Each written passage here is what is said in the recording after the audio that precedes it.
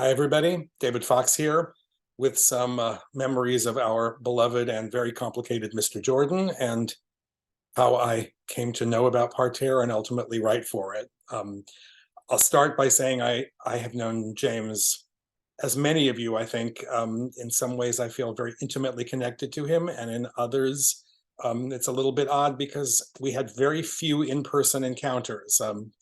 The ones we did have were memorable, but there were not many of them. So I certainly spent much more time communicating with him um, on the internet in various ways, beginning with the opera list, Opera L. So this goes back considerably before Parterre. And I remember James's arrival into this fairly staid community, and as he did so often, kind of shook things up from the get-go. He was always wonderful to read, always often a little outrageous. I think there were people on the list who had no idea what to make of him, but I admired him from the very beginning, in particular for his extraordinary unfiltered style, and which was present from the very first time I met him, or met him in that context, and which, as a writer myself, is something that I always admire in others, and he certainly had that down.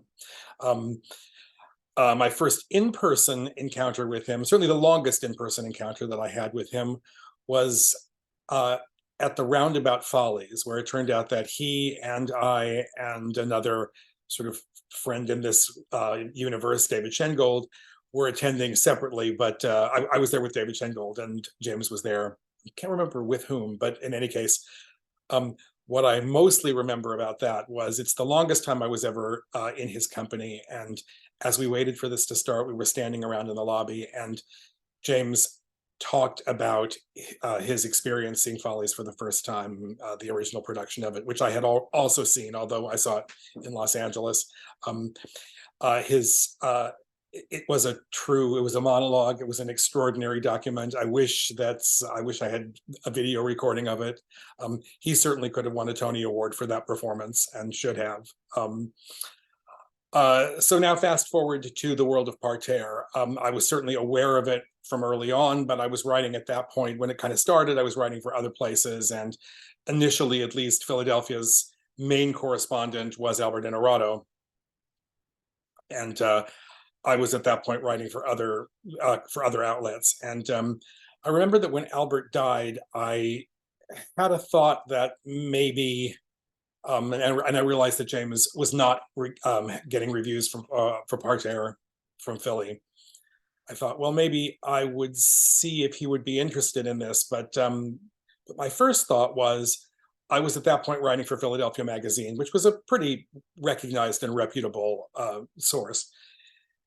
And I wondered whether it was a smart idea to move from Philly Magazine to Parterre. And I thought I shouldn't do both. I didn't feel like that was a good idea. But I decided I would ask a couple of people in the opera company that I knew, which, if they had a choice in a way of where they were going to be reviewed, would they rather it be in Parterre or in Philadelphia Magazine?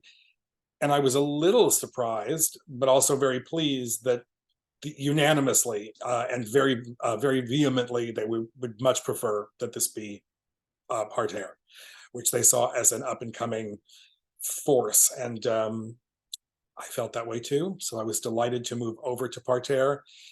James was, from the beginning, I would say, the editor of my dreams, maybe the only editor I've ever had who said, write more rather than less. Uh, Always encouraging me to voice my opinions in the strongest possible way. I started out reviewing Philadelphia stuff. Then I added a few other things, and then I had the idea, both kind of independently and also with Cameron Kelsall, a friend of longstanding at that point, that maybe we'd see if we might push him in the direction of doing more theater. Well, that was an amazing thing for us to do, and he was again very welcoming. COVID allowed us. I mean, it certainly curtailed, obviously, live performances, but it allowed us to explore movie series, which again, Cameron and I did often together and sometimes independently. And it was an extraordinary experience to be able to have that open to me. James was, as I said, always a kind of a wonderful editor, and I think a visionary editor. I am certainly sorry that, in a sense, I don't know how to describe this. I'm sorry. I'm certainly, losing James is certainly a major blow. I am, on the other hand, happy that Parterre will outlive him. I think he would have wanted that to be the case. I think it has become recognized as not only a major forum on its own, but also a game changer in terms of how people think of the right kind of voices for criticism. And I will certainly continue to be part of it for as long as I can. So to James, my thanks, my gratitude, and long live Parterre Box. Bye-bye.